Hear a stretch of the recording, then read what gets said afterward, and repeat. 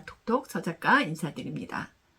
제가 이제 저번 시간에 우리 인간의 부정적인 감정, 질투와 시기심에 대해서 이야기를 했어요. 질투는 내가 가진 것을 빼앗길지도 모른다는 불안에서 시작된다고 말씀드렸고, 시기심은 내가 갖고 있지 않은 것을 갖고 싶다는 욕망이라는 거에 대해서 말씀을 드렸어요.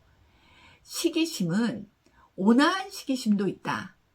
예를 들어서 내가 갖지 못한 것을 위해서 내 자신이 노력하는 거. 그러니까 남이 공부를 열심히 해서 좋은 성적을 받았어요. 그러면 시기하는 마음이 들죠. 그러면 나도 그 사람을 따라잡기 위해서 열심히 노력하는 거. 이런 거는 온화한 시기심이라고 할 수도 있고, 남이 예쁜 옷을 입었는데 날씬하고 아름답다. 그랬을 때 저도 열심히 노력해서 운동을 해서 그런 청바지를 입고 싶다라는 그런 것들은 온화한 시기심에 들 수 있습니다. 그러니까 저번 영상의 내용을 정리해 보자면 질투는 내가 가진 것을 빼앗길지도 모른다는 불안에서 시작하고 시기는 내가 없는 것에 대해서 가지고 싶은 욕망을 말하는 거군요. 시기심이 부정적인 감정이긴 하나 온화한 시기심, 남을 해하지 않고 자신에게 도움이 되는 경우도 있다는 걸 말씀하셨고요. 네, 또 하나 짚어볼 문제는 시기심은 나와 상대가 비슷하다고 판단할수록 시기심이 강해진다는 거지요. 그럼 서 작가님, 이번 영상에서는 무엇을 말하시려고 합니까? 네, 그때 제가 이제 마지막에 시궁창쥐에 대해서 말씀을 드렸어요.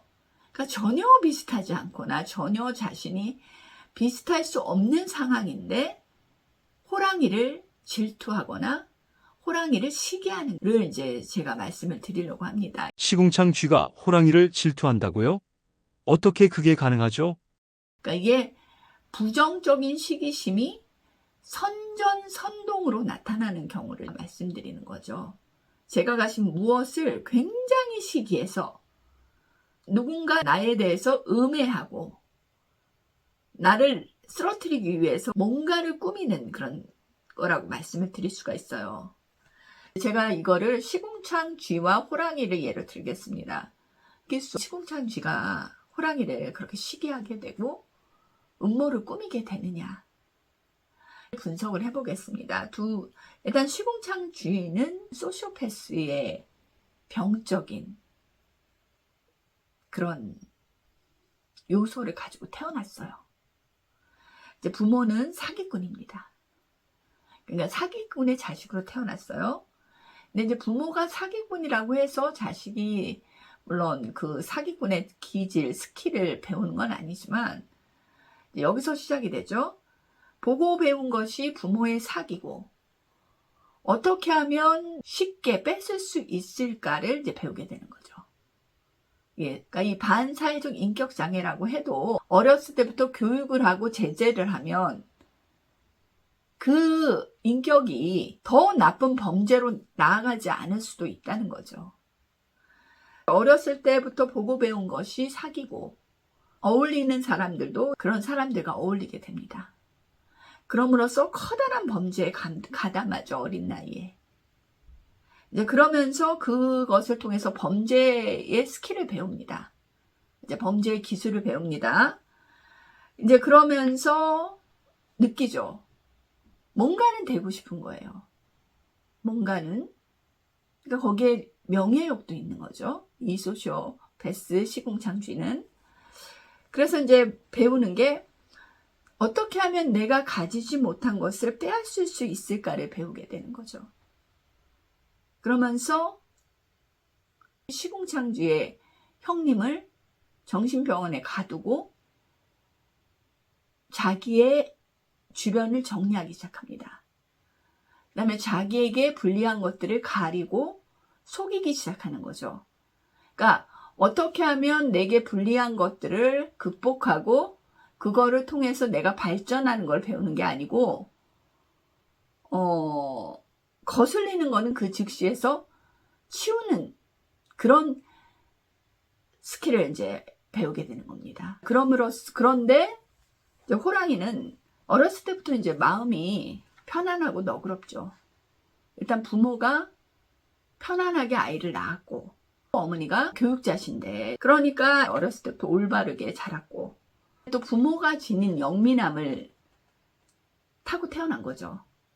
그래서 보통 그런 좀 돈이 많은 집안들 보면은 며느리를, 부잣집 며느리를 물론 맞으려고 하시는 분들도 있지만 똑똑한 며느리를 보통 원하시더라고요. 그래서 제가 옛날에 아시던 여자 교수님께서도 그런 쪽에 선제의가 들어오셨는데, 이분이 이제 굉장히 영민하시고 또 S대에서 석박사를 하셨어요.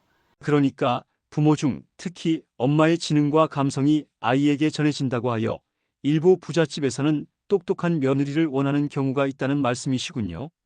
네, 그렇습니다. 자, 그럼 호랑이가 자란 교육적 배경을 살펴볼까요? 이분은 법률을 배우셨어요. 그러다 보니 법은 이것이 옳고 그른가를 판단하는 스킬을 배우게 된 거죠. 이제 공부하면서. 그리고 나서 사법고시의 호랑이는 이제 여러 번 실패하게 되면서 그것을 이겨나가고 인내를 배우게 되는 거예요. 그렇다면 이 시궁창 쥐는 어떻게 시기심을 드러낼까요? 이 시궁창 쥐는 완전히 다른 레벨이에요. 그런데 이런 레벨이 시기심을 나타낼 때는 상대를 죽이는 전략으로 갑니다.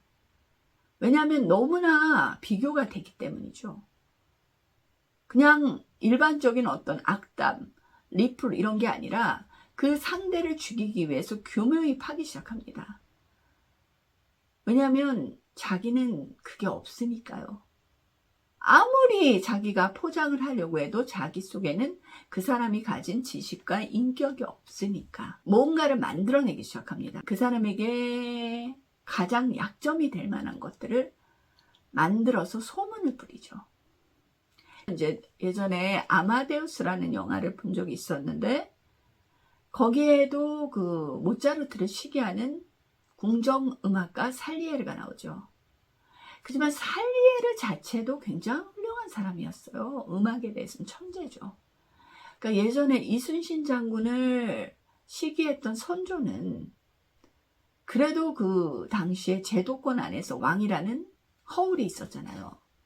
이 시궁창쥐는 허울도 없는 거죠. 왕족도 아니야. 그렇다고 공부도 많이 하지 못했어. 보고 배운 거는 어떻게 하면 사기를 치고 자기에게 거슬리는 것은 치워버려. 그런데 호랑이는 되고 싶어. 근데 호랑이가 가진 인격과 지식과 인내는 없어. 이제 그럴 때 선동, 마녀 사냥, 약점을 뿌리죠. 이게 소문이라는 게 참 무서운 게 처음에는 사람들이 그냥 들어요. 근데 이게 입에서 입을 타고 나가죠. 약점이 없는 호랑이라면 시궁창 쥐는 어떻게 시기 작전을 하나요? 호랑이가 약점이 없으면 가장 공격하기 쉬운 주변 인물을 파고 흑색 선전과 거짓을 뿌려대기 시작하죠. 특히 부패한 미디어를 통해서 말입니다. 그래서 시궁창쥐는 절대로 호랑이를 시기할 수 없는데, 왜냐하면 비슷하지가 않기 때문에. 그러나 가장 악랄하고 비열한 시기심이 시궁창쥐가 호랑이를 시기한 그 예가 되겠습니다. 자, 오늘의 영상은 여기까지입니다. 다음 영상에서 찾아뵙겠습니다. 감사합니다. 구독과 좋아요는 더 좋은 인문학 주제를 찾고 영상을 만드는 데 도움이 됩니다.